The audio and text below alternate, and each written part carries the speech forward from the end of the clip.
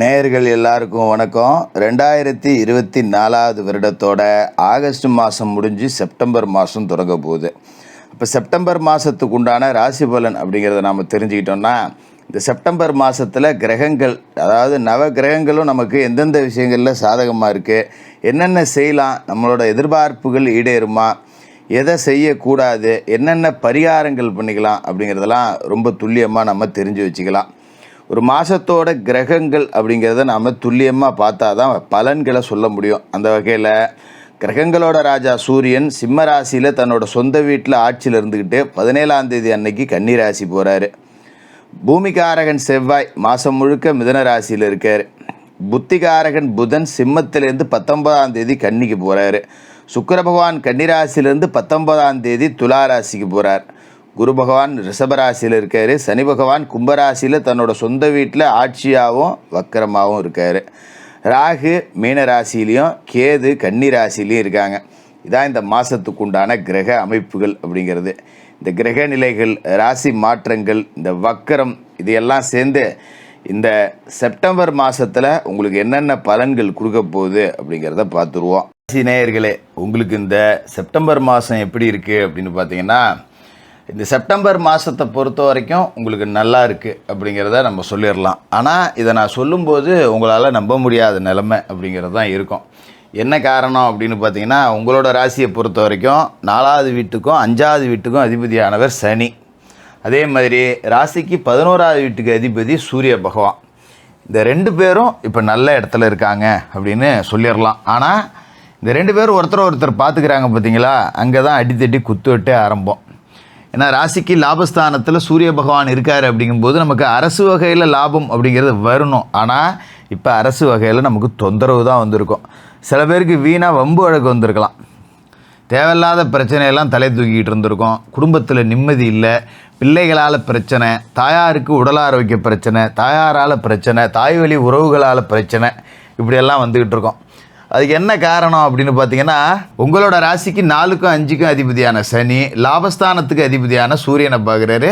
சூரியன் சனியை பார்க்குறார். ரெண்டும் ஒன்று பார்த்துக்குது. அப்படின்னாக்க இந்த கிராமத்தில் சொல்கிற மாதிரி தான், 2 ஆப்பை 2 கிளண்டாப்பை அப்படிங்கிற மாதிரி சண்டை சச்சரவை தான் கொடுப்பாங்க. பாகப்பிரிவினைகள் திருப்தி கொடுக்காது. கேட்ட இடத்துல உதவி கிடைக்குமா அப்படின்னு பார்த்தா கிடைக்கிற மாதிரி இருந்து கடைசி நேரத்தில் ஏமாற்றி விடுவாங்க. இப்படி தான் ஓடிக்கிட்டு இருக்கோம். இந்த மாதிரியான ஒரு மனநிலை தான். என்னடா போடா, மற்றவனுக்கு ஒரு கஷ்டம்னா நம்ம முதலாக போய் நிற்கிறோம், நமக்கு ஒன்றுனா எவனும் வந்து உதவ மாட்டேங்கிறான் அப்படிங்கிற மாதிரி ஒரு மன உளைச்சல், மன குழப்பத்தோடு இந்த மாதத்துக்குள்ளே வருவீங்க. போதாத குத்தத்துக்கு மாதம் தொடங்கும் போதே பார்த்திங்கன்னா ராசி அதிபதி சுக்கிரன் நீசம்.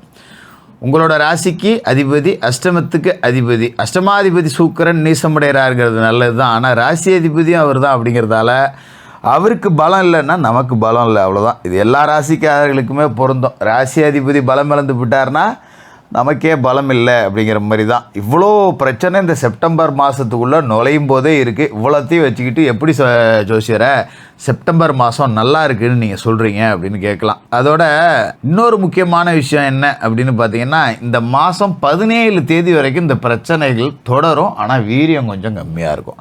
17ஆம் தேதிக்கு பிறகு சூரியன் விரயஸ்தானத்துக்கு வருவார். பரவாயில்ல, லாபஸ்தானத்தில் இருக்கிறத விட விரயஸ்தானத்தில் இருக்கிறது இந்த மாதத்தை பொறுத்த வரைக்கும் நல்லது தான். ஏன்னா லாபத்தில் இருந்தாலும் சனி பார்வையில் சிக்கிட்டார். அதுக்கு அவர் விரயத்துக்கே வந்துட்டு போயிடலாம். ஏதோ அரசாங்கத்துக்கு விரயம்னாலும் கட்டிக்கும், தேவையில்லாத வம்பு வழக்கு வருது அப்படிங்கிற மாதிரி இருக்கும். இந்த விரயஸ்தானத்துக்கு சூரியன் வந்த பிறகு சனி சூரியன் பார்வை விலகிறது ஒரு வரவேற்கத்தக்க ஒரு மாற்றம். அதோட 19ஆம் தேதி அன்னைக்கு உங்களோட ராசிக்கே ராசி அதிபதி சுக்கிர பகவான் வந்து ஆட்சி பெற்று உட்கார போகிறார். பலமிழந்து போனவர் அசுர பலத்தோடு வரார். அவரோட பேரே அசுரகுரு. அசுரகுருவுக்கு அசுரபலம் கிடைக்குது. அப்படிங்கும்போது அனைத்து விதமான நன்மைகள் அப்படிங்கிறதையும் கொண்டு வந்து சேர்ப்பார். இதில் எந்த விதமான மாற்றமும் கிடையாது. குறிப்பாக பார்த்தீங்கன்னா வண்டி வாகனம் வாங்கலாம். உங்களோட நிகழ்கால தேவைகள் எல்லாம் பூர்த்தியாகும். ரொம்ப கஷ்டப்பட்டு போயிட்டேன், ஏதோ கடவுளாக பார்த்து ஒரு சின்ன வாய்ப்பை கொடுத்துருக்காரு, இதை பயன்படுத்திக்கிட்டு நம்ம மேலே வந்துடணும் அப்படிங்கிற நம்பிக்கை உங்களுக்கு இருக்கும். அதுமாரி பிள்ளைகள் வழியில் பெருமை கிடைக்கும். 19ஆம் தேதிக்கு பிறகு பார்த்திங்கன்னா பிள்ளைகள் நல்லா படித்து முன்னுக்கு வருவாங்க. படித்து முடிச்சுட்டு வேலை இல்லாத இருந்த பிள்ளைக்கு வேலை கிடைக்கும். திருமண வரனமையாத பிள்ளைகளுக்கு நல்ல இடமா பார்த்து வரனமையும். அதனால் இந்த மாதம் 17 தேதிக்கு மேலேயே நீங்கள் வரன் பார்க்க தொடங்கிடலாம். பிள்ளைகளுக்கு ஒரு பொண்ணு பார்க்க போகணும், பையனுக்கு இல்லை பொண்ணு இருக்குது, ஏதாவது ஒரு மாப்பிள்ளை வீடு வரணும் தான் பார்க்கணும் அப்படிங்கிற மாதிரி ஏற்பாடுகள் செஞ்சிங்க அப்படின்னா நல்ல வரனாக அமையும். எந்த விதமான அலைச்சலும் இல்லாமல் நல்லபடியாக இருக்கும். அந்த மாதம் அப்படிங்கிறதே ஒரு இரவு பகல் மாதிரி தான் உங்களுக்கு. 17 தேதி வரைக்கும் இரவு, அதன் பிறகு பகல் அப்படின்னு வச்சுக்கலாம். லாப நட்டங்கிற மாதிரி தான். முதல்ல நட்டத்தை கொடுத்துட்டு பின்னாடி பெரிய அளவில் லாபத்தை கொடுக்கக்கூடிய ஒரு மாதம். ராசி அதிபதி ஆட்சிக்கு வந்தார் அப்படின்னா வேலை செய்கிற இடத்துல ப்ரமோஷன் கிடைக்க போகுதுன்னு அர்த்தம். இது சொல்கிறப்போ உங்களால் நம்ப முடியாது. எல்லா ஜோசியரும் இப்படி தான் சொல்கிறீங்க, ஆனால் ஒன்றும் நடக்க மாட்டேங்குதே அப்படிங்கிற மாதிரி இருக்கும். ஏன்னா மனநிலை இப்போ அப்படி இருக்குது. உங்களை சொல்லி குறை கிடையாது, என்ன சொல்லி குறை கிடையாது. கிரகங்கள் அப்படி இருக்குது. அப்படிங்கும்போது சொன்னால் நம்ப முடியாத அளவுக்கு தான் இருக்கும். மாற்றம் நடக்கும்போது நிச்சயமாக நம்புவீங்க. அந்த வகையில் 19ஆம் தேதி ஒரு பெரிய ட்விஸ்ட்டு காத்துக்கிட்டு இருக்கு. வேலை செய்கிற இடத்துல ஒரு ப்ரமோஷன் கிடைக்கும், சம்பள உயர்வு கிடைக்கும், இடம் மாறுதல் கிடைக்கும். எங்கேயாவது தொலைதூரத்தில் குடும்பத்தை விட்டு பிரிஞ்சு வேலை செஞ்சுக்கிட்டு இருந்திருப்பீங்க. சொந்த ஊருக்கு மாறுதல் ஆகணும்னு சொல்லிட்டு பல காலமாக முயற்சி செஞ்சும் அடையாத அந்த மாற்றம் இந்த மாதத்தோட பிற்பகுதியில் முயற்சி செஞ்சீங்க அப்படின்னா கிடைக்கும். அதோட ராசிக்கு யோகக்காரகன், யோகம் செய்யக்கூடிய கிரகமான சனி பகவான் 5ஆவது வீட்டில் இருக்கார். வக்கரத்தில் தான் இருக்கார். இருந்தாலும் நன்மை கொடுப்பார் சூரியனோட பார்வையிலிருந்து விலகின பிறகு. அந்த வகையில் 5ஆவது வீட்டுக்கு ஆட்சி பெற்று உட்கார்ந்துருக்கக்கூடிய சனி பகவான் பிள்ளைகளுக்கு நிச்சயம் நன்மை செய்வார். பிள்ளைகளால் பெருமை கிடைக்கும். பிரிஞ்சிருந்த பிள்ளைகள் ஒன்று சேரலாம். பையன் ஒருத்தன் வெளிநாடு போயிட்டான், எங்கே இருக்கான், என்ன ஆகுதுன்னே தெரியல, போய் மாட்டிக்கிட்டானோ என்னமோ அப்படின்னு கஷ்டப்பட்டவங்களுக்கெல்லாம் இப்போ நல்ல தகவல் வரும். நல்ல இடத்துல வேலை பார்க்குறேன், நல்ல சம்பாதிக்கிறா, ஒன்றும் பிரச்சனை இல்லை, கூட நம்ம ஊர் ஆளுங்களே இருக்காங்க பார்த்துக்கிறாங்க அப்படிங்கிற மாதிரியான தகவல்லாம் வரும். அதோட இந்த மாதம் முழுக்க செவ்வாய் மிதுன ராசியில் இருக்கார். ராசிக்கு 2க்கும் 7க்கும் அதிபதியான செவ்வாய் பாக்கியஸ்தானத்துக்கு வராருங்கிறது நல்லது தான். ஏன்னா இதுக்கு முன்னாடி குருவோடு சேர்ந்து அட்டமத்தில் மாட்டிக்கிட்டார். இப்போ அவர் 9க்கு வரார். அப்படிங்கும்போது பொருளாதாரத்தில் நிறைவு இருக்கும். ஏன்னா 8ல் குரு இருந்துக்கிட்டு பொருளாதாரத்தில் பின்னடைவு கொடுப்பார். இப்போ செவ்வாய் அதை கொஞ்சம் மாற்றுறாரு. ஒரு தொழில் தொடங்குறீங்க அப்படின்னா ஒரு கிளை தொழில் தொடங்கலாம் அப்படிங்கிற எண்ணம் வரும். ஒரு பெட்டி கடை வச்சுருக்கேன், ஒரு டீ கடை போடுவோம், ஒரு டீ கடை வச்சுருக்கேன், அப்படியே ஒரு ஹோட்டல் கடையாக மாற்றுவோம். இந்த மாதிரி அடுத்தடுத்து ஏதாவது செஞ்சுட்டு போயிட்டே இருப்பீங்க.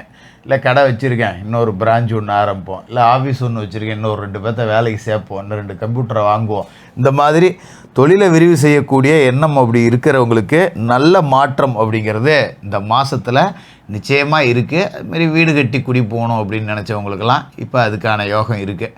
இப்போ அதுக்கான முன்னெடுப்புகளை செஞ்சீங்க அப்படின்னா கூட அதுக்குண்டான அடுத்தடுத்த வேலைகள் கடகடன் நடக்கும். ஒரு லோனுக்கு அப்ளை பண்ணியிருக்கேன், வீடு கட்ட, ஒரு ஹவுசிங் லோனு, இப்போ போய் பாருங்கள், உடனே கிடைக்கும். அதுமாரி நகை நட்டு வாங்கலாம். சொந்த பந்தத்தில் நிறைய விசேஷ நிகழ்ச்சிகளில் கலந்துக்குவீங்க. குறிப்பாக பார்த்தீங்கன்னா 17 தேதிக்கு பிறகு தாய்வழி உறவுகளால் நன்மை அப்படிங்கிறது இருக்குது. தாய்வழி உறவுகளில் நடக்கக்கூடிய விசேஷங்களில் கலந்துக்கிட்டு பழைய கசப்புகளை மறந்து பிரிஞ்சவங்கெல்லாம் ஒன்று சேரக்கூடிய யோக அமைப்பு அப்படிங்கிறதும் இருக்குது. தொழிலும் நல்லபடியாகவே இருக்கும். தொழிலுக்கு உறவினர்கள், பங்காளிகள், உறமுறையோட உதவி அப்படிங்கிறதும் கிடைக்கும். இதை சொன்னால் நம்ப முடியாது. ஏற்கனவே எல்லாம் என்னை எப்போ காலி பண்ணணுன்னு தான் ஜோசியரை நினைக்கிறானோ, நீங்கள் என்ன இப்படி நினைக்கிறீங்க அப்படின்னு கேட்கலாம். ஆனால் மாற்றம் நிச்சயமாக இருக்குது, கவலைப்பட வேண்டியதில்லை.